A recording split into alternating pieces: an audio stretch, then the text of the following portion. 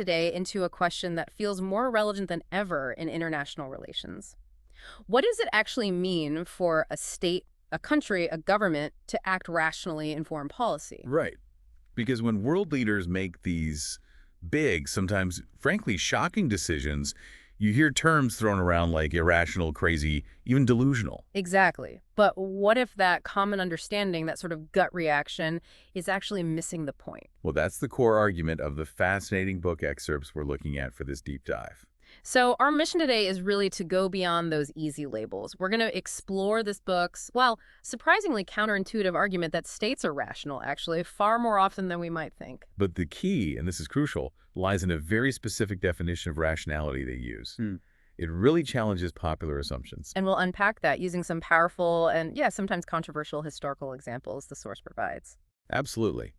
So let's start right there with that common view you mentioned. It's just pervasive, isn't it? In commentary, political talk. Totally. If a state does something we don't like, or something that looks self-defeating from our viewpoint, boom, irrational. And the source lists several leaders who've, faced these labels just in the last couple of decades. Saddam Hussein, Ahmadinejad. Hugo Chavez, Muammar Gaddafi, Kim Jong-un, Vladimir Putin. The list goes on. Right, and this book really takes those examples head on. It argues that while those labels are common, they're often misapplied. Yeah, the authors contend states are usually rational, and cases often cited as non-rational. There are often exceptions or maybe just misinterpreted because people are using a different definition. So the crucial piece, like you said, is their specific framework, their definition of rational state behavior. Okay, let's get straight to that definition then. Yeah. What are the key ingredients? What makes a foreign policy decision rational, according to this source? Two main things. First, the policy has to be based on what they call a credible theory, or maybe a combination of credible theories about how the world actually works. Okay, and a theory here isn't just like a wild guess. No, it's more like a simplified explanation of reality. It's built on empirical claims, assumptions, and some kind of causal logic. And to be credible, Yeah. according to them. It needs substantial evidence backing it up. The claims, the assumptions, the cause and effect story it tells. So it has to be grounded in some kind of reasoned understanding of reality, not just, pulls out of thin air. Exactly. It's about having a theoretical lens based on evidence that they're using to view the world and pick a policy. Okay, that's the first ingredient. What's the second? The second is that the policy has to be the product of a deliberative process, meaning there's been a robust, uninhibited debate among the key decision makers. Yeah. Different views are genuinely aired, their merits compared, vigorously and without constraint. Like a real back and forth. Yeah, before a final choice is made by whoever the ultimate decider is. That makes a lot of sense. So it's not enough just to have a credible theory. The decision to act on it has to come from actual discussion and evaluation. Exactly. Not just one person deciding alone or, a group just rubber stamping an idea without real debate. Precisely. And this definition, the authors argue, is really important because it stands in contrast to other ways we often think about rationality in international politics. Like the traditional rational choice theory, the whole expected utility maximization thing. Yes, exactly. That classic economic-style approach applied to politics. It assumes actors basically calculate the odds and payoffs for every possible outcome, Right. and then pick the option that mathematically gives them the highest expected benefit. But the source argues this model only really works, or is only truly rational, in what they call a certain or risk world. Yeah, situations where you actually have abundant, dependable information, where you can calculate objective probabilities for different things happening, like maybe managing an insurance portfolio or something. But the book argues that international politics, especially in those high-stakes moments, crises, grand strategy, it's just fundamentally different. Absolutely. Yeah. The authors describe it as operating in an uncertain world, or what they call a large world. Meaning? Information is scarce, it's unreliable. You simply cannot calculate objective probabilities or reliably predict the costs and benefits of different policies. They even quote Clausewitz. The fog of war idea. Exactly. War being the realm of uncertainty wrapped in a fog. Okay, so trying to apply some precise mathematical formula designed for, say, blackjack or a predictable market, it just breaks down in the messy reality of global affairs. That's the book's point entirely. They use the example of the early Cold War. U.S. policy towards the Soviet Union, say, back in 1948. Policymakers just didn't have enough solid information to know for sure Was Moscow expansionist? Or was it primarily worried about its own security? How could you possibly assign meaningful probabilities to those two wildly different scenarios? Right. You couldn't. And without those probabilities, calculating the expected utility of staying in Europe versus pulling out, it becomes, well, impossible. So the source concludes that expected utility maximization just isn't rational in that kind of deeply uncertain world. Exactly. It's the wrong tool for the job. Okay, so if they're not expected utility maximizers, what about the insights from political psychology? That field often talks about cognitive biases, mental shortcuts, heuristics, things that can lead to seemingly non-rational outcomes. Yeah, political psychology points out that humans, we use shortcuts, like analogies thinking, oh, this crisis is just like the Cuban Missile Crisis, which can definitely lead to biases. Right. The source acknowledges these things exist, absolutely.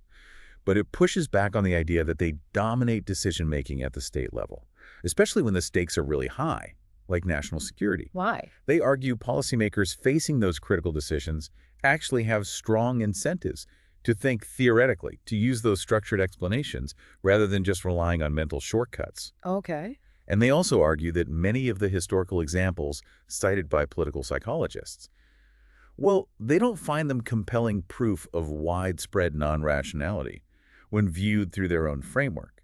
So the book leans towards policymakers acting more like homo theoreticus, thinkers guided by theories. That's the term they suggest, yeah. Rather than homo economicus, the calculating utility maximizer, or homo heuristicus, the shortcut user. Interesting. They find the historical record, at least in the cases they look at, supports this idea of policymakers using theoretical lenses even when things are really uncertain. That's their reading of it, yeah. What about the role of emotion? We know emotions are deeply human. They influence decisions. Can that fit into a rational framework? This is a really fascinating point the source brings up. They note that neuroscience now understands emotions aren't just noise. They're actually essential to rational thought. Really? How so? They quote experts like Janice Gross-Stein and Dominic Johnson, who argue you literally need emotion for rational decision-making to even function properly. They also mention Robin Marquika's analysis. What did that find? It found emotions really shaped and influenced the reasoning of leaders like Khrushchev during the Cuban Missile Crisis or Saddam Hussein in the Gulf War. They worked alongside their rational calculations, not necessarily against them. But I imagine there's a line, right, where emotion can become too much and actually undermine rationality. Absolutely. And the source is careful to point this out. While emotion is necessary, it can become the main driver. It can override the theoretical thinking and the deliberation. And when that happens? It can lead to really misguided decisions. They quote, experts who suggest intense stress and emotion can impair complex information processing, make thinking self-righteous, moralistic, and simplistic. Okay. So emotions are part of the rational process, but if they sort of take over from credible theory and proper deliberation, that's when you risk veering into non-rationality. Okay, so let me try and sum up this crucial definition. Rationality, according to this book, isn't about always getting the outcome you want or calculating probabilities like a supercomputer. Right. It's about grounding your policy in credible theories about the world and arriving at that policy through a rigorous, uninhibited, deliberative process, all while navigating deep uncertainty and the, well, unavoidable presence of emotion. That's the framework, precisely. And now let's see how the authors apply this to some major historical events, starting with one that's very much in the news and where that irrational label gets thrown around a lot. You're talking about Russia's invasion of Ukraine as analyzed in this source. Right. As we mentioned, many critics immediately describe Putin as non-rational, calling the invasion a war of conquest, an unprovoked assault. Driven by ego-driven obsession, or just labeling him an unbalanced autocrat. The source cites people like Nina Khrushcheva, Bess Levin, Tony Brenton expressing views like that. And this is where the book applies its definition and reaches a conclusion that, well, many will find challenging, maybe even difficult to accept. And it's crucial to stress here, we are simply reporting what the source says, presenting their analysis impartially. We're not endorsing or validating any political viewpoint or the actions themselves. Absolutely a central point. So the source argues that, through the lens of their definition, Putin and his advisors did think in straightforward, albeit brutal, balance of power terms. How so? They viewed NATO expansion, and particularly Ukraine potentially aligning with NATO, becoming a significant military asset right on Russia's border. Yeah. They saw that as a very real threat to our interests, but to the very existence of our state and to its sovereignty. And they quote Putin directly on this. Yes, stating explicitly, with NATO's eastward expansion, the situation for Russia has been becoming worse and more dangerous by the year. For our country, it is a matter of life and death. It is the red line which we have spoken about on numerous occasions. They have crossed it. So based on that theoretical framework, one focused intensely on the balance of power and perceived existential threats. The book concludes what? It concludes that, from Putin's perspective, as they interpret it, the invasion was seen as a war of self-defense, aimed at preventing what he saw as a fundamental life-or-death shift against Russia. Therefore, rational, according to their specific definition. According to their specific definition, relying on a credible theory, balance of power, realism in this case, and the deliberative process, which they also assess happened internally, the decision is categorized by the source as rational. Even if, by other standards, it's incredibly costly or morally reprehensible or ultimately unsuccessful. Yes, the rationality for this book hinges on the theory and the process, not the outcome or external moral judgment. That is a striking conclusion, and it really forces you to grapple with the book's definition directly, doesn't it? It's not saying the decision was good or right, just that it met their criteria. Exactly. And the book then goes on to apply this same definition to a whole range of other historical cases, arguing that many decisions we commonly question were also rational by these criteria. Okay, let's look at some of those. They cover several rational grand strategy decisions, right? Yes. Take Germany before World War I. The source argues Germany's big military buildup and its strategic posture. That was based on a realist balance of power logic. They felt threatened. Yeah, they quote figures like General von Vondel describing Germany as being surrounded by enemies, and Moltke fearing the balance shifting against them. Another general, Haringen, saw military improvements as an absolute state necessity. Even Russia's war minister at the time, Sukhomlinov, apparently understood Germany's perspective, their fear of being encircled. The authors find this strategy emerged from deliberation among German leaders, making it rational according to their definition. What about Japan before World War II? That pushed for an autarkic empire in East Asia? It often seems like such clear overreach in hindsight. The source views Japan's strategy as rational within their framework. It was based on ideas of self-help and balance of power, aiming to become the protector and leader of East Asia, Right. and needing power to expunge the pressure of the white races from the region, as one document apparently put it. Another talked about needing to secure the position of Japan on the East Asiatic continent. So it was a coherent strategy based on their worldview. That's the argument. They initially planned this expansion through gradual, peaceful means, which the authors see as evidence of a theoretical and deliberative approach, driven by memos describing a continental empire as the only chance left for Japan's survival. Okay. And France before WWII. Sometimes France is portrayed as being paralyzed or just directionless. The book argues France's strategy, trying to contain Germany, seeking alliance with the Soviet Union, was rational. It was based on a realist view that Germany was seeking hegemony. Even though French policymakers were divided on that. Yes, the source acknowledges that division. Some saw Germany as status quo, others as revisionist. But the strategy itself emerged from a deliberative process grappling with that threat. Quotes in the source highlight French leaders showing seriousness of purpose and determination to resist German attempts at hegemony, even while they debated the best way to do it. They also include NATO expansion in the 1990s as rational. That was certainly a decision with intense debate and very different predictions about how Russia would react. Precisely. The source points to the really robust debate inside the Clinton administration. You had proponents and opponents both relying on credible, though opposing, theories. Like realism versus liberalism. Exactly. Realists like George Kennan predicted Russia would react negatively. Liberals believed expansion, maybe coupled with reassurance, could actually integrate Russia into a stable European order. So the key for the source isn't who is right. No, the key is that the decision was the product of this vigorous, unconstrained debate between competing, theoretically grounded viewpoints before President Clinton made the final call. That deliberative process makes it rational in their book, regardless of the outcome. Okay, moving to rational crisis decisions, those really high-stakes moments where uncertainty is maxed out.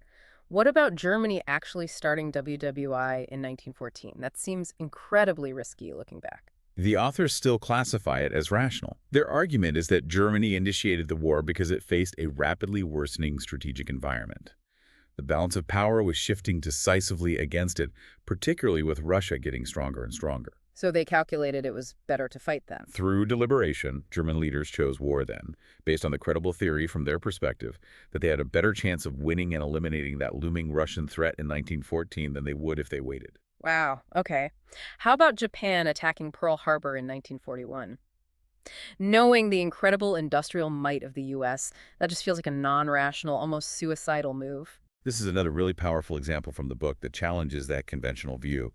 The source argues Japan faced a truly grim and deteriorating strategic situation. How so?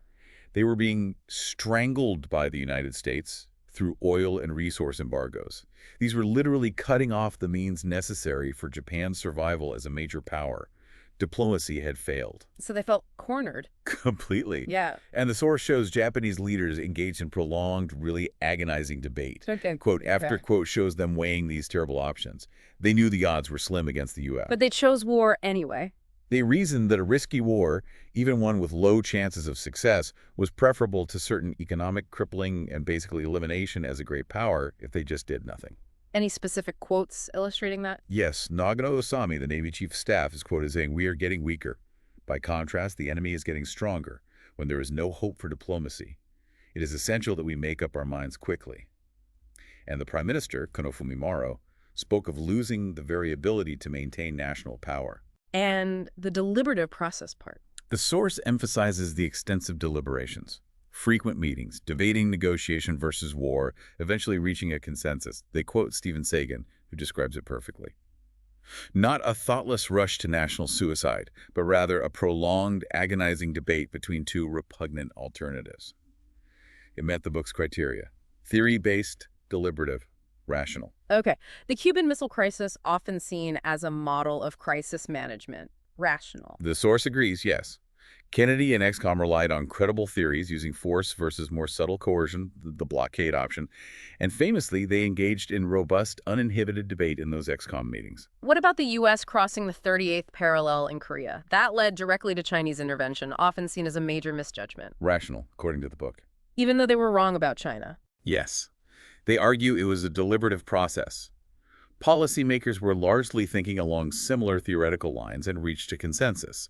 They were definitely wrong about whether China would intervene, but the authors classify that as a misjudgment of external factors, not a fundamental flaw in the internal deliberative process or a lack of theoretical grounding. So not groupthink, in their view. Not groupthink, they argue, more like a shared rational based on their theory and process, but ultimately incorrect assessment of the external situation. And finally, U.S. escalation in Vietnam, another decision widely seen as a disaster. The source also classifies the key escalation decisions as rational by their definition. Again, they argue it emerged from a deliberative process, regular meetings, consensus among key figures. So the fact that the outcome was disastrous doesn't automatically make the decision process itself non-rational in this framework. That's exactly the point the book keeps making. The focus is on the theory and the deliberation at the time, not the eventual success or failure. Okay, so the book makes a strong case that most of these seemingly questionable, even disastrous historical decisions actually were rational by their specific definition, which really begs the question, what does count as non-rational for these authors? What are the exceptions they identify? They highlight two primary cases where they say the policy failed one or both of their tests: credible theory or deliberative process. What's the first one? British policy toward Germany, specifically between 1937 and 1938. The strategy where Britain signaled it had no liability at all to defend France if Germany invaded, essentially telling Hitler that France was on its own.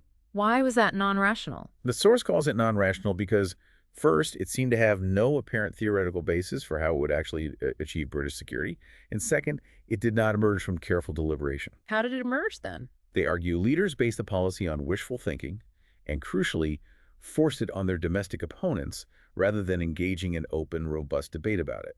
It failed both the theory and process tests. Okay. And the other major case they identify as genuinely non-rational. The U.S. invasion of Iraq in 2003.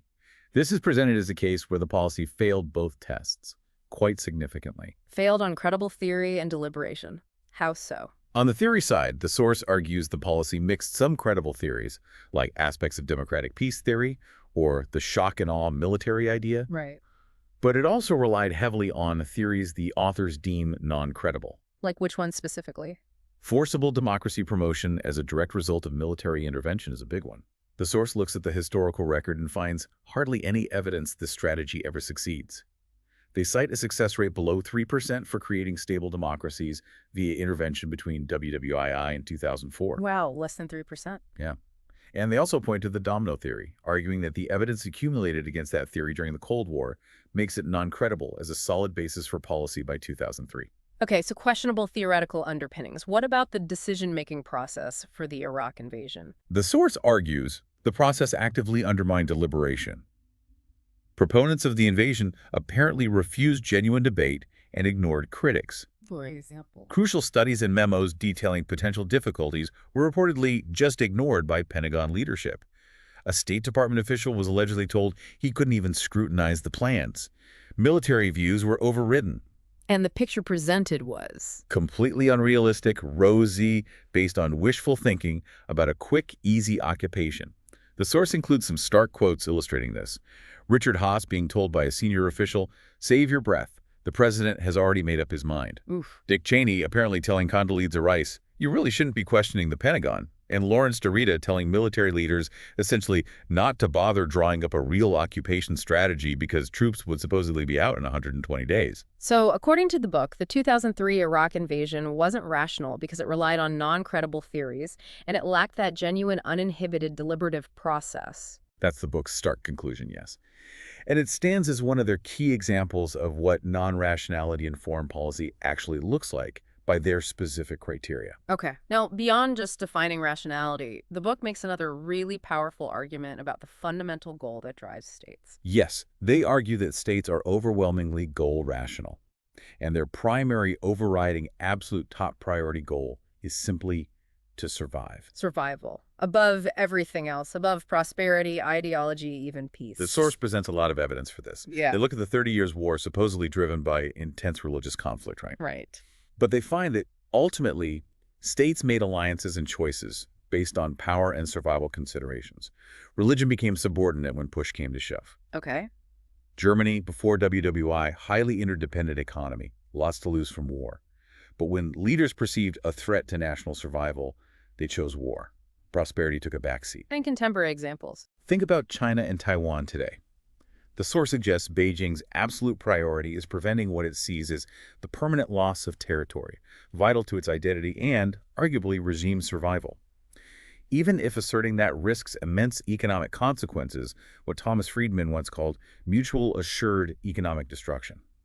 Survival comes first. Even for liberal democracies, states that often champion peace and cooperation. The source notes that while liberal democracies certainly value peace, when peace is seen to conflict directly with survival, survival wins out.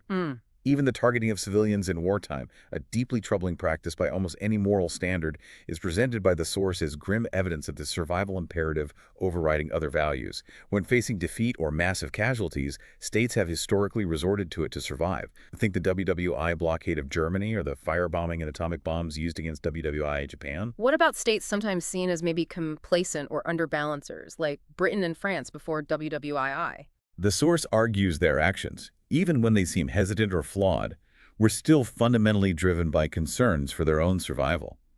Even if their chosen method wasn't always rational by the book's process definition, like that British no-liability moment we discussed. And the pursuit of nuclear weapons. Seen as the ultimate example of states seeking the maximum possible deterrent to maximize their survival prospects. The ultimate survival guarantee, in theory. What about joining international institutions like the EU? Doesn't that involve giving up some sovereignty, maybe prioritizing cooperation over pure national survival? The book argues the opposite, actually. States like EU members delegate authority to institutions not to surrender sovereignty or survival, but precisely to enhance their long-term prospects for survival and well-being in a complex world. So it's a tool for survival. Exactly. They quote Maria Grinberg, noting that ultimate authority remains with the member states. They retain the power to reclaim it, as Brexit clearly demonstrated. It's about maximizing survival chances, not abandoning the goal. So survival is the absolute core driver of state behavior, often overriding other goals we might think are paramount. Given this powerful drive, did the book find any cases where a state was non-irrational in terms of its actual goals, where the goal itself was self-destructive? They found only one clear example of goal non-rationality in the entire historical record they examined: And that was Germany, at the very, very end of World War II. how so? Faced with certain, inevitable, crushing defeat, the Nazi regime chose to continue fighting rather than surrender. The source argues that in this specific extreme case, the leaders pursued a goal continued resistance that actively guaranteed the complete destruction and demise of their own state. Instead of preserving some element of it through surrender. Exactly. Which made their goal itself non-rational. A true historical anomaly, according to the book's analysis. Okay, so bringing this deep dive full circle then, what does this very specific, theoretically grounded framework, understanding state rationality as theory, plus deliberation, and the overwhelming drive for survival, what does it mean for you as someone trying to make sense of global events? Well, I think it offers a really powerful tool, a way to move beyond those simplistic, often emotional labels like irrational or crazy when trying to understand why states do what they do, especially when their actions seem baffling or maybe objectionable from our own perspective. Right. Understanding that they're likely operating based on some theory, even if you fundamentally disagree with its credibility, and engaging in some kind of deliberative process, however flawed, and that they're profoundly driven by survival concerns as they perceive them. That just provides a far more nuanced lens. It empowers you to ask better questions, doesn't it? Instead of just dismissing an action as madness, you can ask. Yeah, like, what are the specific theories this state might be operating under here? What does their internal deliberative process actually look like? Is it genuinely robust, or is it being undermined somehow? And how might those deep-seated concerns about survival, however those leaders define survival, how might that be the ultimate engine driving this decision, even if it looks costly or contradictory to other goals from the outside? Exactly. It shifts the focus away from just a judgment of the person or the outcome and towards an analysis of the process and the perceived rationale guiding state behavior in this really uncertain world. It suggests that even actions that seem completely illogical to us might actually be internally consistent within a different theoretical framework, driven by that primal urge states have to survive. Which leaves us with, perhaps, a final provocative thought based on this book's analysis. Go on. In a world of such deep uncertainty, where reliable information is so scarce, and where multiple, even contradictory, credible theories about how things work can genuinely exist side by side, how confident can any of us ever truly be in judging whether a state's decision, made in the heat of the moment, was really based on the most credible theory available, or the result of the most robust deliberation possible? Maybe understanding this framework requires a little more humility in our own assessments of foreign policy decisions. Perhaps it does. Something to think about.